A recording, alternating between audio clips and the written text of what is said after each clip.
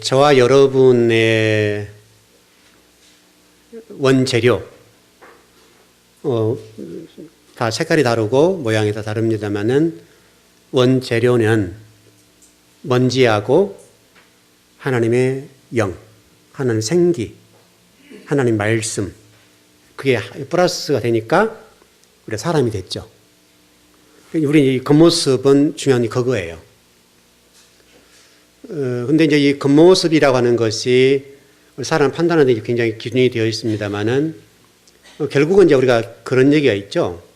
우리 얼굴에 대한 책임은 40살이 되면 책임져야 된다. 그러니까 그동안 말씀 중심으로 우리 인생을 쭉 살아오면 우리 얼굴이 바뀌죠. 태어날 때 그건 우리가 어떻게 할 수 없잖아요.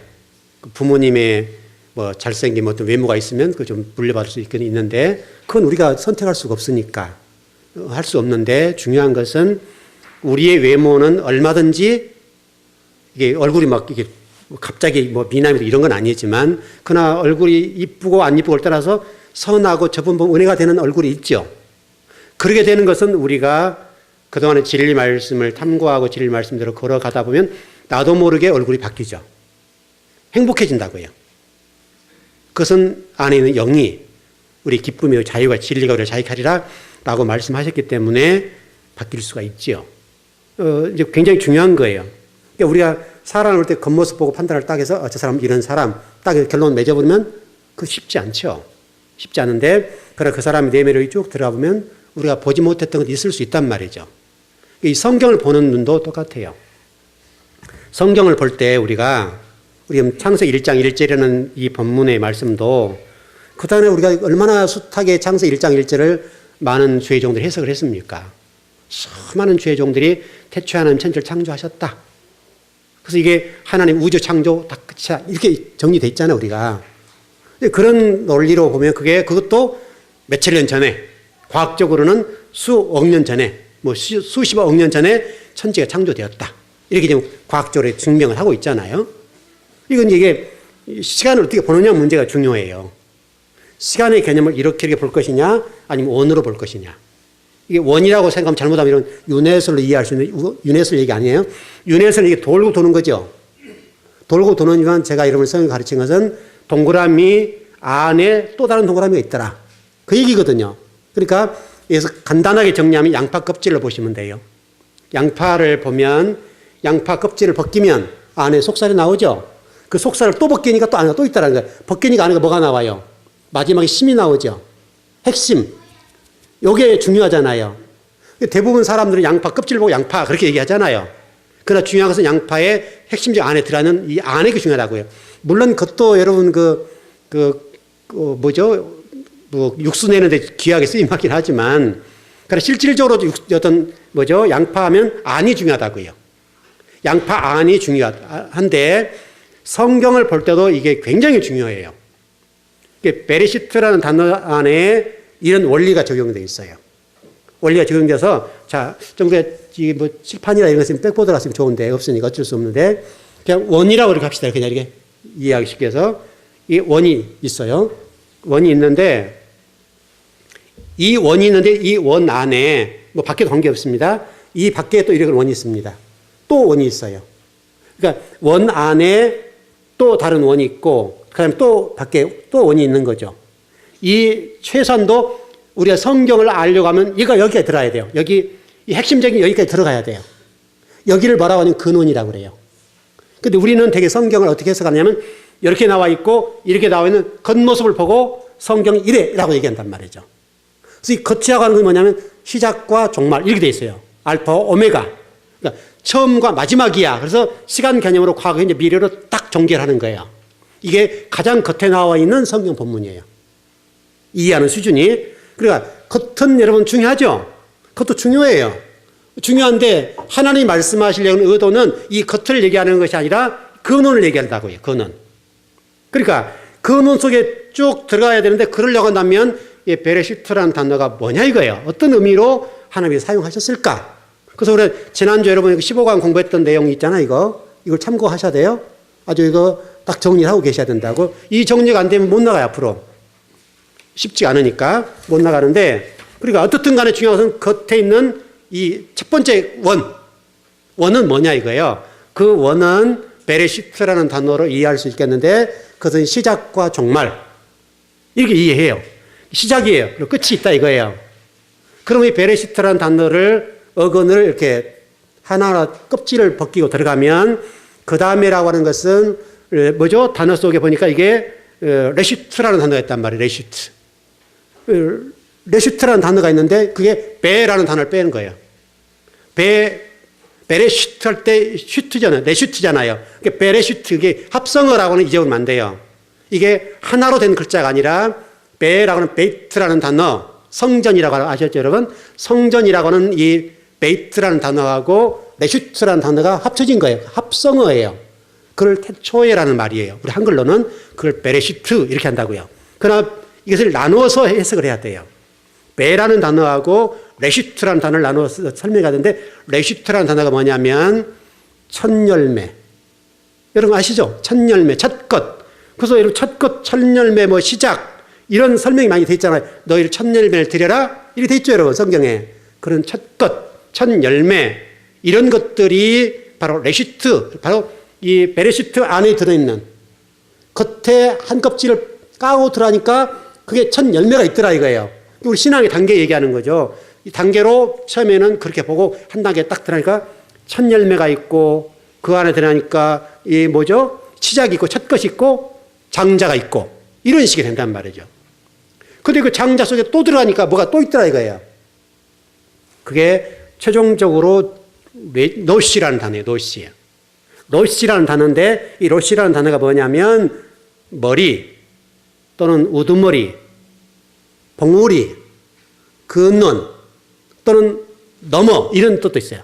더 들어가면 저 넘어. 그러니까 우리가 하나님을 이해할 때, 성경을 이해할 때 제가 이런 설명을 한번 드린 적 있죠. 여러분이 하나님을 이해할 때 이 성경 속에 갇히면 안 돼요 라고 한 얘기를 한 적 있죠. 하나님은 성경 속에 갇히는 분이 넘어 계신 분이에요. 넘어 계신 분이죠. 여러분 당연한 거잖아요. 하나님이 이 성경을 기록하신 분이죠. 기록하신 분인데 만약 성경 속에 갇히면 어떻게 되는 거예요? 안 된 말이죠.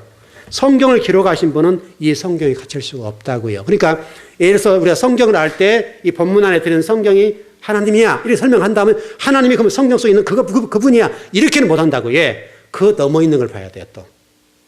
왜? 하나님은 우리가 성경을 통해서 다 이해할 수 없는 부분이 있어요. 할 수 없죠 그 부분은. 그러니까 우리 하나님을 아무리 설명을 잘해도 100% 설명 못해요. 왜냐하면 우리 머리로 우리 이성적으로는 하나님이 어떤 분이다 라고 아무리 논리적으로 이성적으로 합리적으로 풀어내도 하나님을 100% 설명할 수 있는 사람은 이 지구상에 한 사람도 없어요. 왜? 하나님은 우리와 질적인 수준이 달라요. 그래서 질적인 수준이 다른 분을 우리가 어떻게 설명을 해요? 못한다고요. 다만 우리의 수준에서 그런 분일 거야 이런 정도예요. 예를 들면 제가 여러분 성경을 가르치는 이 부분들이 그동안에 배운 거 좀 다르죠. 다른데 다르다는 얘기는 틀린 게 아니단 말이죠. 그러니까 틀렸다는 개념과 다르다는 개념을 이해를 하셔야 되는데 왜냐하면 이건 신학의 문제예요. 목회자의 영적 수준과 지적 수준의 문제죠. 그러니까 성경을 어떻게 볼 것이냐의 문제인데 이것은 지식이 일단 동원돼야 돼요. 그리고 영역이 동원돼야 돼요. 동원돼야 되는데 신학이라는 틀을 가져와서 해석을 하는 거죠. 근데 이 신학이라는 틀이 20년 전의 신학과 지금의 신학은 다르겠죠. 왜냐하면 우리의 학문이 발전하잖아요. 지금 뭐 4차원 시대가 온다 하잖아요. 4차원 시대가 오는데 4차원 시대에 걸맞지 않게 살면 우리는 뒤처지는 거예요. 예를 들어서 제가 우리 성도들이 그 얘기 가끔 했는데 이제 대선도 다가오니까 좀 이해를 여러분 하고 좀 표를 찍으시라고요. 중요한 문제들이니까. 예를 들어서 어떤 분이 이런 얘기를 했어요. 나는 청년의 실업의 문제를 해결하기 위해서 공무원 숫자를 늘리겠다. 이런 좋은 공약이에요, 나쁜 공약이에요? 나쁜 공약이죠. 왜 나빠요? 네?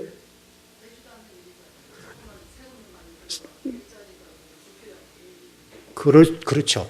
그렇게 되고 또 더 좀 잘 해석할 수 있나요? 그렇죠. 일꾼을 못 키우는 거죠. 무슨 얘기냐면, 자, 보십시다. 뭐, 공무원 숫자를 많이 늘리는, 여러분 그 강북구청 가보세요. 피샵에 앉아있는 사람들이 너무너무 많아요. 여러분 그거 안 느껴요? 느끼죠? PC 앞에 앉아서 일하는 것이 아니라 PC 보고 계속 뭐 이렇게 앞에 업무 일하는 사람들 빼고 뒤쪽에 앉아있는 사람들은요, 월급 축 내고 앉았어요. 좀 그 공무원들 듣기는 기분이 나쁠지 모르는데 어쩔 수 없어요. 가서 보면 이게 올라갈수록 그냥 이게 한가해요. 여러분 잘 생각해보면 공무원 숫자가 작았기 때문에 공무원이 일을 힘드냐? 그러지 않아요. 공무원 숫자를 늘린다는 얘기는 이게 굉장히 1차원적인 거예요.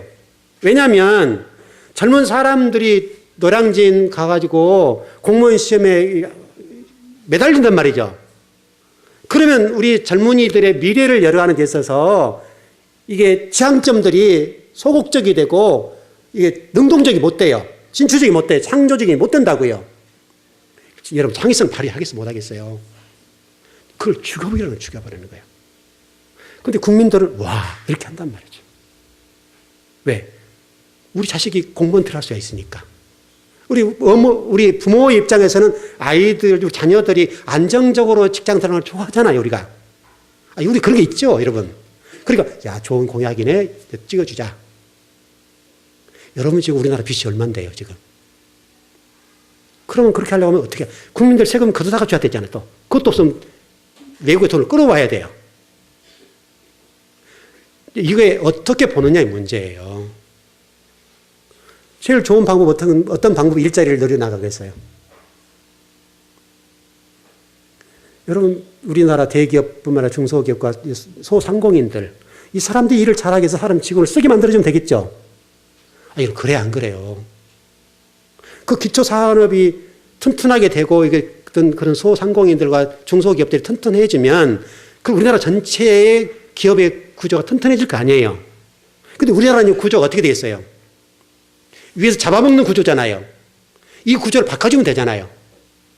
밑에 있는 사람들도 열심히 일해서 돈 벌 수 있도록 그리고 그 사람들이 기업이 될 수 있도록 우리나라 대기업이 될 수 있는 그런 틀이 열려지면 이 사람은 죽어라 일할 거 아니에요.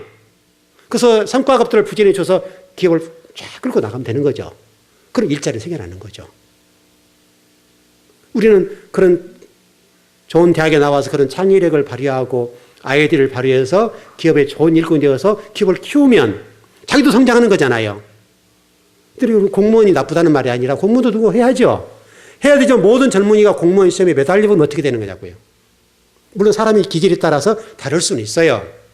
그러니까 어떤 사람은 공무원 해야 돼요. 모두가 공무원이 되면 안 된다 이 말이죠. 그러니까 어떤 사람은 사업적인 마인드가 있는 사람이 있고 이 머리가 똑똑해가지고 새로운 미래 산업들을 만들어서 능력 있는 사람은 그쪽 일을 해야 된다고. 그 일을 할 수 있도록 정부가 밀어줘야 되잖아요. 이거는. 여러분 틀려요? 여러분 성경을 보는 눈도 똑같다니까요. 성경을 보는 눈들도 과거 이랬으니까 이렇게 하면 되겠다. 이렇게 해서 설교해주면 여러분 좋잖아요. 그냥 평이하게 듣고 가면 되지 뭐. 목사님 머리 아파. 목사님 막 자꾸 계속 들어가니까 머리가 지끈지끈 아프네. 그러면 끝나는 거예요. 여러분 그러잖아요. 똑같은 얘기잖아요 지금 이게. 그러나 여러분들이 성경 말씀 하나님이 지금 도대체 뭘 말씀하시는 거야. 하나님이 그 안으로 들어가서 한번 보자. 그 논 속에 하나님이 뭘 말씀하시는지 보자. 그거로 들어가야 하나님이 뭔가 말씀하시는 의미를 알고 그분이 말씀하신 생각들을 우리 읽어낼 수 있을 거 아니에요. 그래야 여러분 하나님이 말씀하시는 의도를 정확히 파악하는 거예요. 제가 우리 이종 권사님 사업장에 가서 이런 설교를 했었어요. 공부를 했어요. 여러분 창세기 15장에 가면 아브라함이 하나님과 언약 맺는 장면이 나와요. 언약 맺는 장면 나오죠. 그래서 아브라함이 3년 된 암소, 3년 된 암염소, 그 3년 된 산비둘기 이거 다 바쳐요. 근데 하나님이 노아 이상하게 그 제사를 드릴 때 솔개가 와서 이게 그런 부분도 있고 그런데 아브라함이 졸았다고요. 졸았는데 그때 하나님 뭐라고 네 지금 흑암 가운데 어둠 속에 있는 거야. 그러면서 뭐라고 말씀하세요?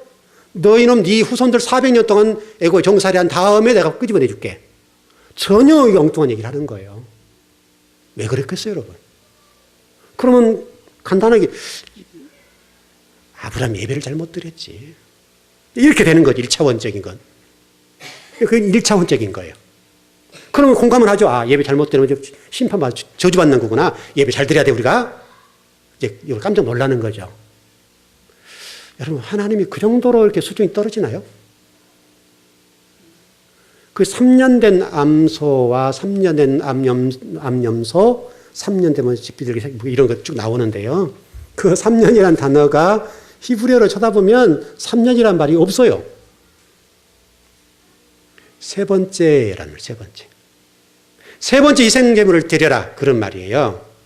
그건 이 세 번째 희생제물이 누구라 그래 전번에 제가 공부를 좀 했는데 세 번째 희생제물이 누구예요? 여러분 그냥 지나갔겠죠. 굉장히 중요하게 돼 살짝 지나가면서 말씀드렸거든요.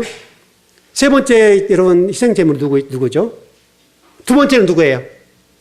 이 세 번째는 나라니까 나. 여러분 사도 바울이 여러분 노마스에서 산제사를 드리라고 하잖아요. 노마스 12장입니까? 사도 바울이 니들이 지금 예배를 어떻게 드리냐면 니들은 죽은 예배를 드리고 있어. 산제사를 드려야 돼. 설명해놨잖아요. 산제사가 우리예요. 그러니까 하나님이 아브라함이 말씀한 게 뭐냐면 네가 이놈아 산제사가 돼야 돼. 네가 제물이 돼야 돼. 그 얘기하고 있는데 엉뚱하게 짐승 잡아 드렸단 말이에요. 그러니까 하나님이 볼 때는 어떤 거예요? 이게 엉뚱한 놈인 거죠. 그럼 왜 아브라함이 그렇게 들었겠어요? 아브라함은 왜 그러면 3년 된 암소, 3년 된 암염소를 갖다 바쳤겠냐고요? 왜 그렇겠어요, 여러분? 그때 당시에 고대 근동 지방에 아브라함이 살았던 그 시대의 사람들이 그 당시에 보편적인 모든 사람들이 일반적으로 희생제사를 드릴 때 우리가 유교적인 부분에서 제사 드리는 부분 있죠? 그런 식과 똑같은 방법으로 사람들이 그냥 희생제사를 드리고 있었어요.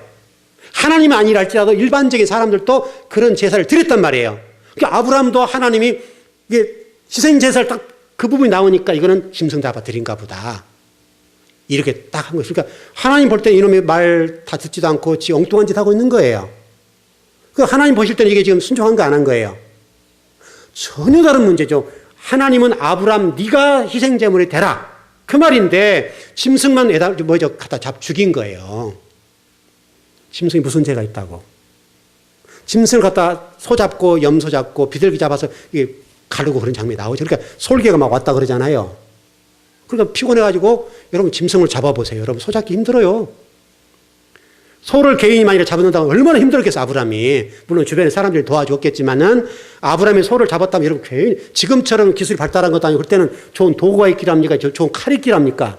이런 껍질 하나 벗겨도 얼마나 힘들어. 내장을 끄집어내자기 얼마나 힘들었겠냐고, 이거. 소는 또 뭘로 들여 잡았겠어요? 지금은 여러분 그 도살장이라고 합니까? 그쪽에 가서 이렇게 그냥 기계로 탁 해서 끝내버리지만 그때는 얼마나 소 한 마리 잡는데 햄머를 들고 머리를 쳤는지 그런 소리가 났겠죠. 얼마나 그 잔인한 일들이 일어났겠어요, 그때. 염소는 어떻게요, 여러분? 염소 여러분 잘 안 죽어요. 목을 맸는지 모르지만 여러분 염소 잡는 거 보셨어요? 안 보셨어요? 아, 여러분들은 정말로. 저는 어렸을 때 그 많이 봤어요. 그 동네 어른들이 염소를 잡을 때요. 소금 갖다가요. 입에다가 그냥 확 집어넣어요. 그냥 입을 쫙 벌리고 소금을 그냥 한 그릇 집어넣어요. 그리고 입을 딱 닫고 거기다가 고무줄 막 묶어요. 그럼 냄새가 나지 않고 그 소금에 그것 때문에 죽어요. 수은 못이야 죽어요. 근데 그게 수은 못이가 흡입을 하겠죠. 그럼 안으로 소금이 들어가기 때문에 노린내가 안 난다고 그래요. 그럼 그렇게 잡아요. 지금은 그렇게 안 잡, 그렇게 하면 큰일 나죠. 지금은 그런 잡는 데가 따로 있지만 그때는 그럴 때니까 제가 40년 전, 그때만 40년 이후 그전에는 그렇게 동네에서 소를, 그 염소가 잡을 때 소금을 입에다 벌려놓고 집어넣어요, 그냥. 왜냐하면 염소 같은 노른내 난다고 그러잖아요. 그럼 노른내가 안 나요. 맛있어요. 그렇게 잡았어요. 근데 아브라함 때는 어떻게 했어요? 하나님 보니까 지금 괜히 염소 잡고 소 잡은 거예요. 하나님은 짐승이 아니라 아브라함을 원했다고요, 아브라함. 우리를 원하는 거죠, 우리를. 우리가 매일매일 삶 속에서 희생제사를 드리기를 원하는 것이 아버지와 우리가 햇불 언약인 거예요, 이게. 햇불 언약. 그런데 아브라함은 엉뚱한 짓을 한 거예요. 왜 엉뚱한 짓을 했는가 하면 하나님 말씀의 깊이를 모르고 하나님은 모르고 겉에만 그동안에 일반적인 사람들이 느꼈던 알고 있던 그런 수준으로 말씀을 딱 받아버린 거죠. 하나님 말씀 다 받지도 않는 거예요. 그냥 희생제사 딱 하니까 벌써 그거 딱 떠올랐어요. 아, 이게 짐승 잡아 드린 거구나. 우리가 좀 마태복음 5장 그때 말씀드린 적도 있지만 마태복음 5장에 나온 살인하지 말라는 단어도 여러분 그게요 살인하지 말라는 말이 아니에요. 우라는 단어가 정확하게 헬라 단어 나와가지고 절대로 희생제물 드리지 마라. 희생제물은 예수 그리스도니까요. 여러분 희생제물이 예수 그리스도 화목제물이 되셔서 예수님 십자가 죽으셨잖아요.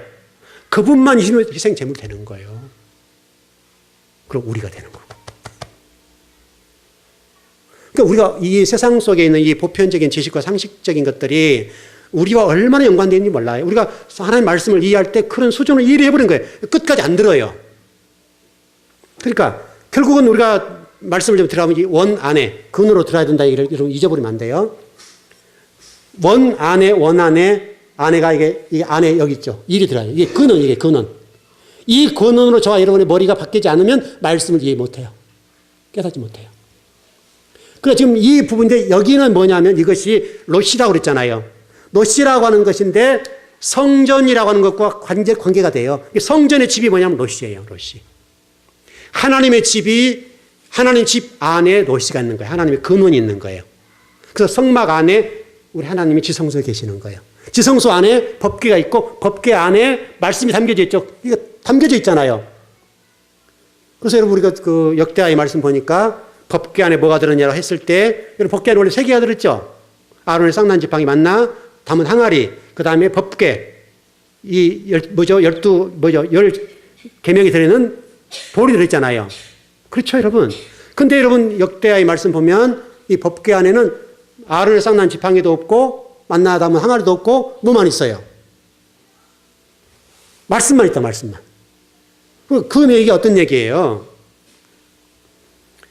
역대하의 말씀, 역대상의 말씀은 이스라엘 백성이 바벨론 포로로 돌아와서 멸망한 다음에 처절하게 실패를 경험하고 처절하리만큼 바벨론과 당하고 정말 바벨론의 그 강가에 앉아서 눈물을 흘리면서 성전을 드렸던 그 과거를 회상하면서 정말 수많은 사람들이 눈물을 찔끔찔끔 흘렸다고요. 그리고 돌아와서 에스라 느헤미야 선지자를 통해서 답을 주는 거예요. 이놈들아, 너희들이 이렇게 바벨론 포로가 됐던 그 모든 근원에는 이 법궤 안에 든 이 말씀을 무시한 결과야. 하나님의 근원적인 말씀을 너희들이 깨닫지 못했고 신비 말씀을 깨닫지 못하고 수박 겉핥기식으로 신앙생활을 했기 때문에 너희 예배는 드려서는 하나님과 관계없는 너희들 잔치를 드리고 그런 거잖아요. 하나님의 중심이 되면 성전이 중심되어서 예루살렘 성전만 너희들이 바라봤고 하나님들이 바라본 적이 있었더냐? 너희들이 하나님 바라보지 성전만 바라봤잖아. 그 니들을 통해서 하나님은 제사장 단을 삼아서 다른 영혼들의 복음을 증거하고 다른 사람들에게 구원의 메시지를 전해줘야 할 너희들은 니들은 이방인들을 개를 취급하고 니들만 하나님 백성이다 이렇게 했잖아. 그게 말씀으로 가라. 근원으로 돌아가. 그 말을 지금 하고 있는 거예요. 근원으로 돌아가고. 여러분 그게 베르시트라는 단어예요. 여러분 그게 신앙생활이에요. 이 신앙생활을 하지 않으면 누구도 실패한다고요. 누구도. 이 지구상에 있는 어떤 성도들도 이 근원적인 부분으로 들어가서 하나님 바라보지 않고 우리 머리가 그리스도화 되지 않으면 이 머리가 그리스도로 개간되지 않으면 다 실패하는 거예요. 그러니까 하나님의 사람이 없어요. 하나님의 사람다운 종교인은 많으나 실질적으로 하나님의 사람은 없는 거예요. 하나님의 자식은 없는 거예요. 아들이 없어요, 아들이. 이게 문제예요, 지금. 하나님 지금 저와 여러분에게 이 창세기를 통해서 수없이 들려준 게 뭐냐면 니들이 내 자식이 되어다오. 제발 좀 내 자식이 되어서 너희를 말씀을 가진 종들이 되어서 너희를 통해서 주의 나라가 확장되고 하나님 나라가 확장되고 너희를 통해서 진리가 증거되어짐으로 많은 영혼들을 구원하는 그런 노아 방주와 같은 역할을 감당해다오. 그게 교회야. 그렇게 좀 설명하는 거예요. 여러분 이것을 절대 잊지 마십시오. 이 동그라미 3개 이거 이 근원으로 들어가야 된다. 계속 들어. 신앙생활은 이게 들어가는 거잖아요. 처음에는 교회 뭐 복 받는다 하더라 뭐 해서 오지요. 무슨 뭐 구원을 준다니까 뭐 어떤 분이 그러더라고 구원인데 뭐 10원도 아니고 이런 식으로 막 풀어낸단 말이죠. 그런 얘기 아니라 구원이 우리 영원히 사는 문제를 설명하는 건데 그러고 와서 보니까 복 받는다고 맨 처음에 전도할 때 그랬잖아요. 교회 와봐 복 받아 이렇게 하잖아요. 그렇다고 그분한테 근원이 뭐야 이해를 못 하잖아요, 여러분. 우리 믿는 사람을 또 뭐 근원 얘기하면 잘 못 알아듣는데 처음 전도하는 사람한테 그간이 근원이 모가지를 바꿔야 되고 이게 생각을 바꿔야 돼. 그럼 도대체 뭔 얘기야? 못 알아듣는다고요. 그러니까 교회는 복 받고 잘 될 거야. 이렇게 오는 거죠. 그럼 그 사람이 그렇게 왔다가 교회 보니까 계속 말씀 듣고 보니까 그것도 아니거든, 지금. 계속 들어가야 되는 거예요, 이게. 근데 만약 계속 그날 스케줄에 계속 그거만 교회 예수 믿으면 복 받는다더라, 사업장 형통하고 자식 잘 된다더라, 참 좋네. 근데 현실적으로 아무도 안 변해. 그럼 교회가 또 소용없네? 이렇게 된단 말이죠. 그것만 가르쳐 놓으면. 여러분, 실질적으로 복 받는 과정까지가 얼마나 힘들어요. 피눈물을 흘리잖아요, 피눈물을. 그 사업장을 이루어서 나가는 동안에 여러분의 이 내면 속에 있는 것들을 완전히 확 바꿔버리잖아요. 그 바꾸는 동안에는 우리에게 눈물을 아주 마르지 않도록 해버리죠, 마르지 않도록 하나님이. 그게 마르고 회복되면 하나님이 나도 모르는데 어느 순간 사업이 쫙 올라가는 거예요. 자녀 손도도 마찬가지고. 이게 안 되는데 어떻게 하나님 복을 받아요? 물론 복이라는 것 자체가 우리가 생각하는 그런 복이 아니에요. 만일 그게 복이라 본다면요. 정말요, 여러분들은 한국은행 털어야 돼요. 한국은을 털어서라도 복을 받아야 돼. 근데 대부분의 교회 성도들은요, 물질로 가난한 분이 많아요. 그러면 가난한데 복음 받으라 이게 안 맞는 거거든요, 이게. 그런 논리는 아니에요. 그리스도인이 하나님 복을 받아서 어떤 우리가 쉽게 설명하는 물질의 복을 받는다 할지라도 지옥 갈 수가 있고 못 받아도 천국 갈 수가 있고 그래요. 중요한 것은 근원 속에 들어가서 말씀을 간직하면 돼요. 근데 실제로 말씀을 가지면 그 말씀이 일해 주세요. 진짜 중요한 거예요, 이거는. 말씀이 여러분 삶 속에서 역사를 해 주신다고요. 그러니까 여러분 성도들 여러분 사업장에 제가 말씀을 전할 때마다 여러분 계속 그것 전하는 거잖아요. 하나님이 복을 줄 수 있도록. 왜냐하면 사업장은 축복할 문제 생기니까 그런 복을 받아야 되겠는데 왜냐하면 그걸 통해서 그게 목적이 아니라 그걸 통해 하나님 나라를 세우고 하나님 교회를 든든하게 세워나가는 일의 중심이 되라는 거잖아요. 왜냐하면 교회가 물질이 필요하단 말이죠. 얼마나 많은 물질이 필요합니까, 여러분? 물질 없으면 교회도 사역을 못해요. 물질은 또 죄도 아니고. 이거 맞죠? 물질 자체가 악은 아니잖아. 여러분 다 직장생활 다 하잖아요, 사업하고. 그게 만약 악이라고 한다면 왜 우리 직장생활 해야 돼? 그냥 손가락 빨다가 죽어보면 되죠. 그러지 않습니까? 그건 악은 아니란 말이죠. 그걸 어떻게 활용하냐 문제지, 어떻게 쓰냐의 문제지, 만일에 물질이 악이라고 한다면 우리는 세상 나가서 일하면 안 되죠.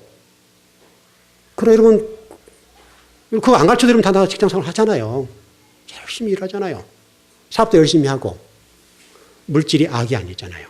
그러나 하나님 나라를 세워가는 데 있어서 물질이 필요한 거예요. 물질은 어떻게 쓰느냐 문제지, 좋은 쪽으로 쓰면 그건 굉장히 좋은 거예요. 왜냐하면 물질이라는 자체는 생명이 없잖아요. 그 생명을 불어넣어 쓰면 되는 거니까. 여러분, 우리 교회에 만일에 한 10억이 있다 합시다. 여러분, 뭔 일을 못 하겠어요? 물질은 좋은 거예요. 좋은 건데, 우리가 악으로 보지 말자. 이렇게 좀 보겠고요. 시간이 뭐 거의 다 됐는데, 하나만 조금 하다가 마칠 것 같은데요.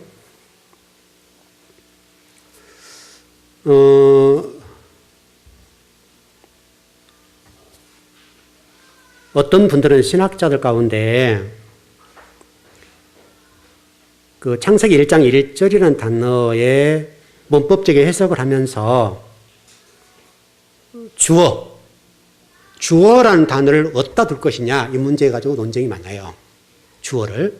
그래서 베레시트라는 태초에 둘 거냐 엘로힘에 둘 거냐 이 문제로 좀 논쟁이 있어요. 여러분 어떤 게 주어겠어요? 엘로힘과 베레시트라는 단어가 어떤 게 주어겠어요?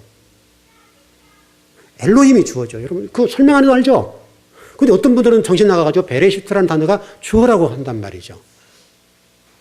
이건 주어가 아니에요. 아셨죠? 왜냐하면 이게 에트 샤마임, 샤마임이라는 단어, 샤마임이라는 단어는 하늘이라는 말이죠. 하늘이라는 단어인데 이 샤마임이라는 단어는 복수예요. 이 복수. 하늘들이에요, 하늘들. 그래서 바울도 3층 천 얘기하잖아요. 성경이 그냥 이렇게 복수를 얘기하는 게 아니에요. 이게 전번에 제가 구원사를 설명하면서 좀 설명드렸던 부분인데 그러나 바라라고 하는 뭐죠? 에레츠죠. 하 에레츠라는 단어인데 에레츠라는 단어가 땅이라는 말이죠. 땅이라는 말인데 땅이라는 단어는 단수예요. 그럼 왜 땅은 단수고 하늘들은 복수를 해놨겠냐 이거예요. 성경이 그냥 그렇게 해놨겠어요 무조건? 하나님 뭔가를 딱 의미를 부여해서 땅은 단수고 하늘들은 복수. 그래서 여러분 땅들을 이렇게 말하지 않죠. 땅이라고 이게 땅들이라고 얘기하는 사람 없잖아요. 여러분 그렇지 않습니까? 정신 나간 사람 아니고는 땅들이라고 하지 않고 땅 이렇게 한다고. 그럼 하늘은 하늘들이에요. 그 바울도 하늘들 이렇게 설명하는 거예요. 왜 그렇겠어요 여러분?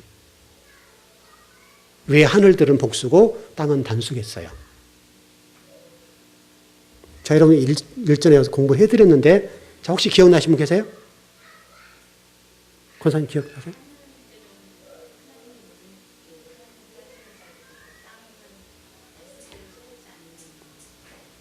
네, 그 정확하게 말씀하셨어요.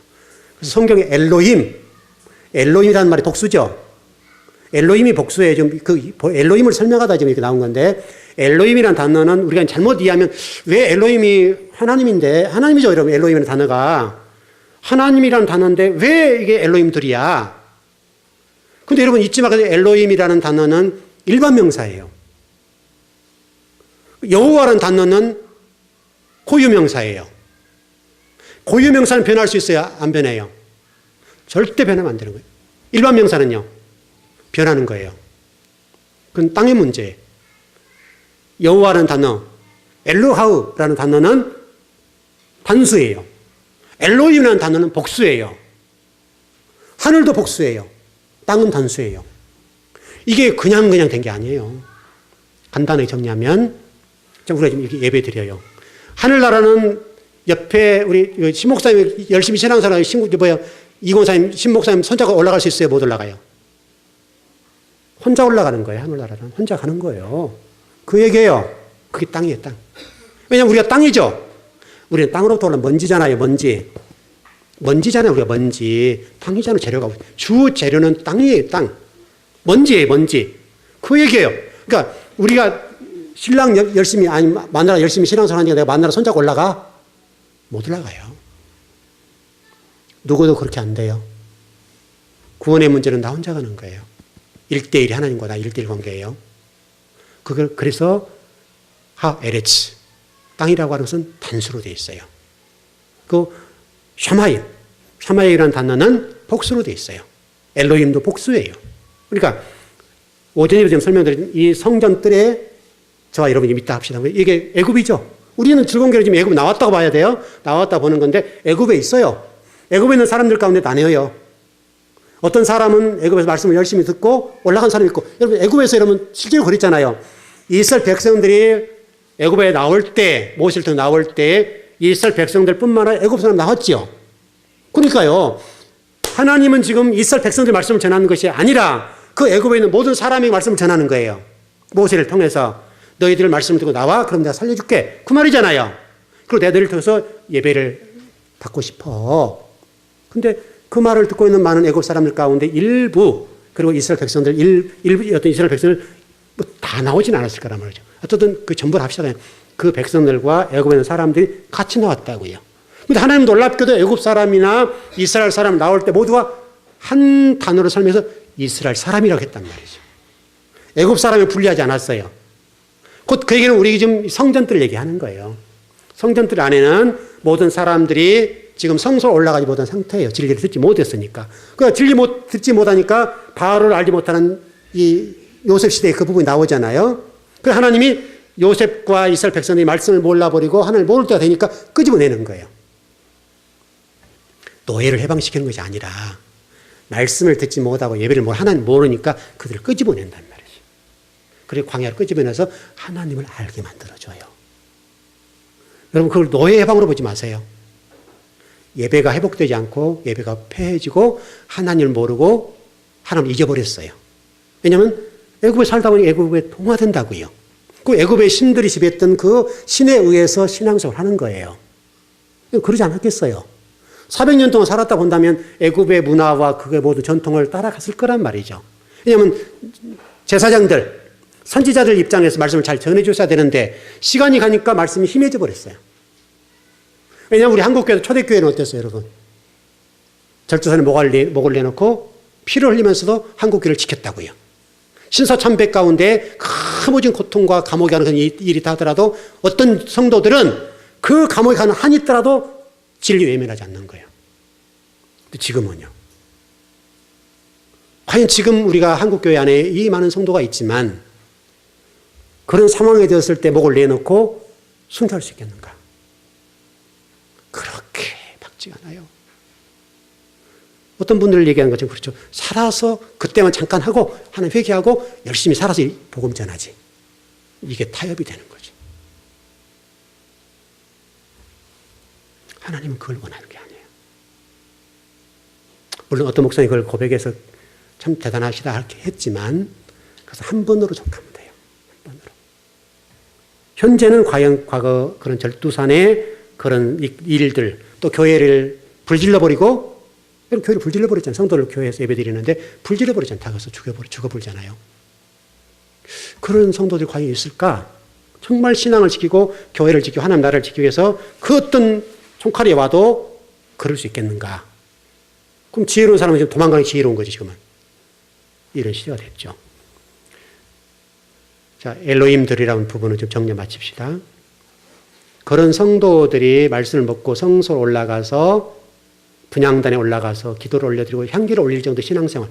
그래서 빛과 소금의 걸 감당할 정도의 수준에 오르고 그 다음에 휘장을 딱 찢어버리고 예수님의 순위. 이제는 예수 믿는 단계 아니라 그리스도 믿는 단계로 되죠. 그렇죠? 그리스도 믿는 단계에서 휘장을 찢어버리죠. 찢어서 지성소로 들어가는 거죠.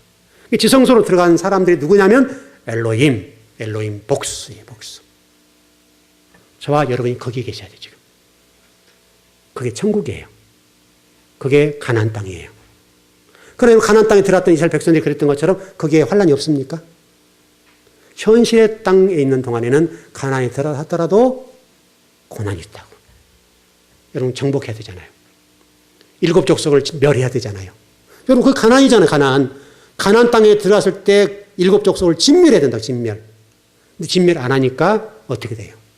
사사시 400년 동안에 이스라엘 백성들이 그 진멸하진 그들에 의해서 옆구리를 찔림당하게 되고 그들의 400년 동안 지배를 당하잖아요. 그게 여러분 가나안이에요. 우리로는 가나안이 끝난 게 아니에요. 왜냐하면 땅이니까. 땅에서는 그런 일들이 있습니다. 그러나 여러분 가나안 땅에 들어가서 끝난 게 아니라 그 속에서 7 족속. 7 족속이 누구예요? 누구? 내 속에 있는 자아. 내 다중의 인격. 아시죠 여러분? 내 안에는 또 다른 나. 내 안에는 나도 모르는 또 다른 나가 존재한단 말이죠.